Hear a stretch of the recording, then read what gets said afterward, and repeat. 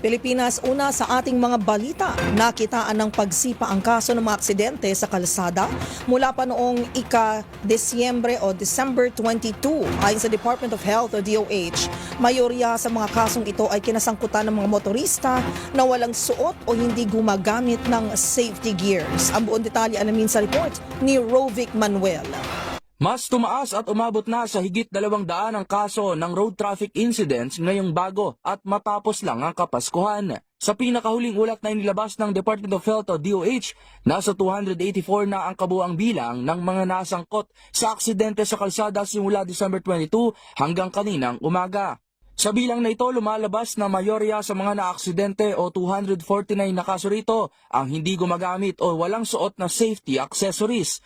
53 ay nasa impluwensya ng alkohol, habang 196 naman na kaso ay aksidente sa motor. Ayon sa DOH, ang bilang na ito ay 7% mas mataas kumpara sa kaso noong nakaraang taon. Sa Metro Manila lang, nasa 40 aksidente na agad sa kalsada ang naitala ng Metropolitan Manila Development Authority o MMDA mula December 24 o bisperas ng Pasko at sa mismong araw ng Pasko. Kaya naman patuloy ang pagpapaalala ng DOH na iwasan ang pagmamaneho ng lasing, pagod, magsuot ng helmet at protective gear, sumunod sa itinakdang speed limit, huwag gumamit ng gadgets at siguraduhin nasa kondisyon bago magmaneho. Sakali namang mangailangan ng tulong, palaging bukas ang 911 o 1555 emergency hotline ng kagawaran upang agad na rumesponde. Para sa MBC TV Network News, ito si Rovic Manuel, una sa Pilipinas, una sa Pilipino.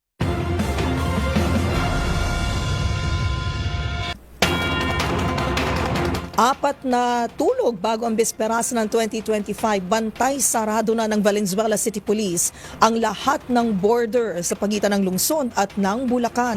Bahagi raw ito ng pagsusumikap ng mga otoridad na harangin ang mga pinagbabawal na paputok na balak ipuslit pabalik ng Metro Manila. Magbabalita si Edwin Duque. Nakasentro ngayon ang Valenzuela Police sa paglalagay ng mga checkpoint sa lahat ng border ng Bulacan, Valenzuela para masala ang mga nais magpasok ng mga bawal na paputok mula sa Bulacan papasok ng Metro Manila. Ayon kay Puliskan ng Lexon Cayaban, nakalatag na ang kanilang checkpoint sa border ng Micawayan at Ubando, Bulacan.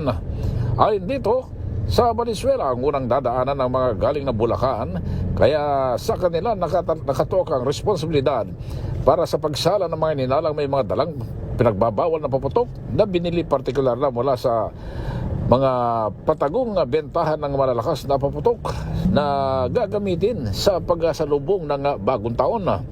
Pinakilos na rin anya mga counterintelligence para agad mamonitor ang mga sasakyang papasok ng Maynila na may lamang illegal na paputok.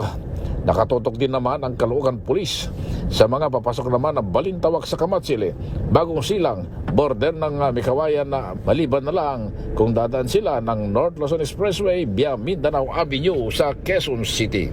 Para sa MBC TV Network News, ako sa Edwin Duque, nagulat sa Nisa Rates. Una sa Pilipinas, una sa Pilipino.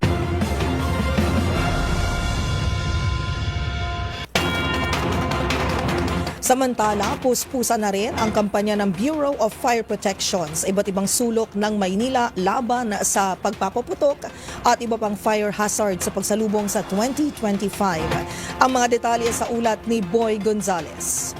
Nag-iikot ang mga tauhan ng Bureau of Fire Protection at Fire Volunteers ngayong umaga sa ilang lugar sa lungsod ng Maynila para magpaalala laban sa panganib ng pagpapaputok sa pagsalubong ng bagong taon. Ito'y bahagi ng offline paalala ng BFP para hikayatin ang publiko na huwag nang gumamit ng paputok at mag-ingat sa sunog.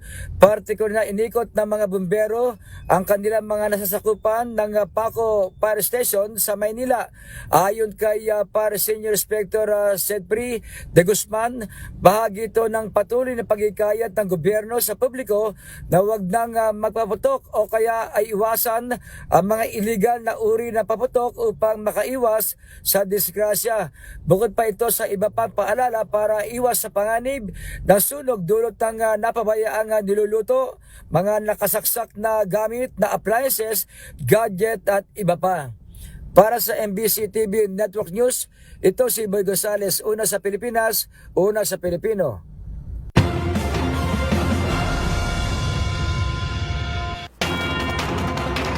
Nanawagan naman ang palasyo sa publiko na maging mapanuri sa mga natatanggap na mensahe upang maiwasan ang mabiktima ng scammers ngayong holiday season. Ang balitang yan tinutukan ni Let Narciso. Pinag-iingat ng Malacanang ang mga Pilipino sa mga scam at fraud o iba't ibang uri ng panloloko ngayong holiday season. Sa social media post ng Maging Mapanuri page ng Presidential Communications Office, pinayuhan ang lahat na maging mapagmatsyag pa rin sa gitna ng mga pagdiriwang ngayong Kapaskuhan. Ilan sa mga scam na karaniwan tuwing holiday season ay ang phishing at panloloko sa mga transaksyon, lalo't marami ang bumibili ng mga produkto at serbisyo. Mayroon ding tinatawag na fake charity at fake relatives scam na kadalasang nagsusulputan sa ganitong okasyon. Una nang hinimok ng Cybercrime Investigation Coordinating Center ang publiko na tumawag at mag-report sa kanilang 1326 hotline kapag nabiktima ng scammers. Para sa MBC TV Network News, ito si Let Narciso, una sa Pilipinas, una sa Pilipino.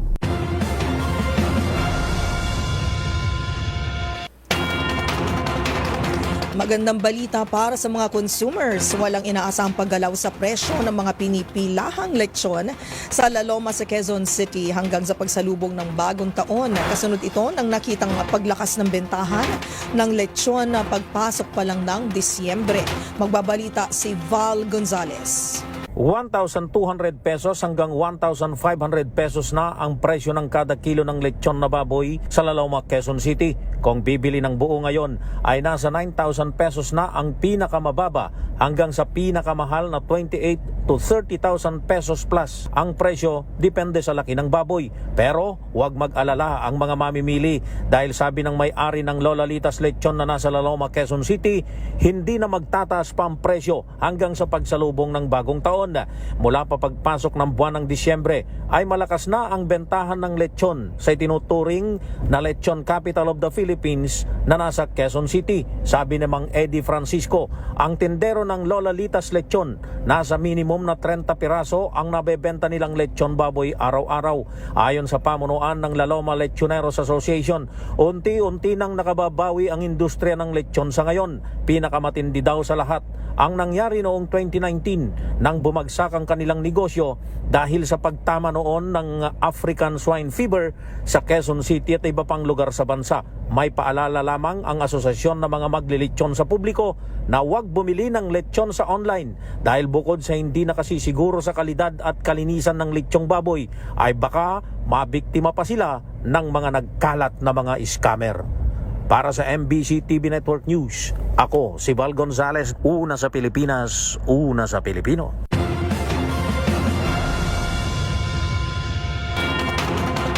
Samantala, nanindigan ng National Grid Corporation of the Philippines o NGCP sa pagpataw nila ng karagdagang gastos sa mga consumer kasunod ng penalty na ipinataw sa kanila ng Energy Regulatory Commission o ERC. Gate pa nito, hindi raw dapat silang habulin sa pagtaas ng singil sa kuryente. Narito ang report ni Kyle Bulyas. Dumepensa ang National Grid Corporation of the Philippines o NGCP sa pagpapasa nila sa mga consumer ng gasto sa kanilang unfinished capital expenditure. Kasunod ito ng ipinataw ng Energy Regulatory Commission na higit 15 million pesos sa NGCP dahil sa delay sa kanilang mga proyekto. Ayon sa tagapagsalita nitong si Attorney Cynthia Alabanza, ganito na ang patakarang sinusunod kahit noong gobyerno pa ang may hawak ng transmission.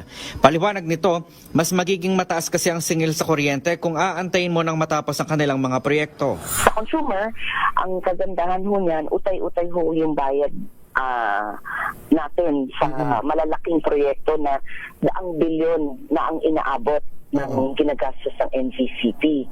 So para kung pag kayo nagpatayo ng bahay, yung contractor niyo ho hihingi ng down payment, tapos ho may progressive billing para hindi ho masakit sa bulsa yung isang bagsakang bayaran. Samantala, sinabi rin ng NGCP na hindi dapat sa kanila isisi ang pagtaas ng singil sa kuryente.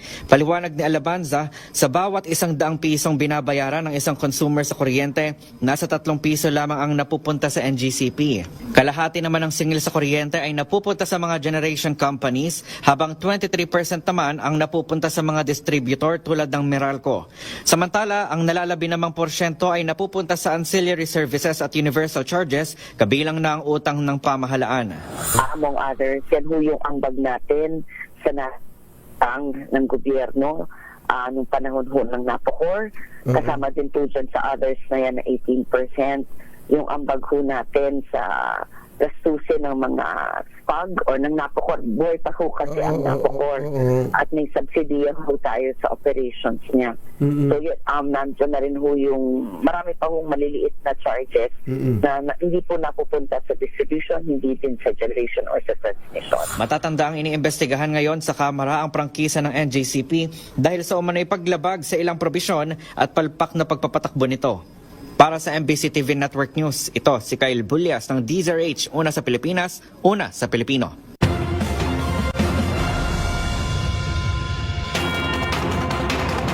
Good news sa ating mga motorista. Nakaamba ang rollback sa presyo ng mga produktong petrolyo sa bisperas ng bagong taon. Ayon sa Oil Industry Management Bureau ng DOE, 30 centavos hanggang 65 centavos ang posibleng tapya sa kada litro ng gasolina. Posible namang maglaro sa 30 centavos hanggang 55 centavos sa kada litro ng diesel at 80 centavos hanggang 90 centavos sa kerosene. Kung matutuloy, ito ang kauna-unahang rollback sa gasolina ngayong Disyembre.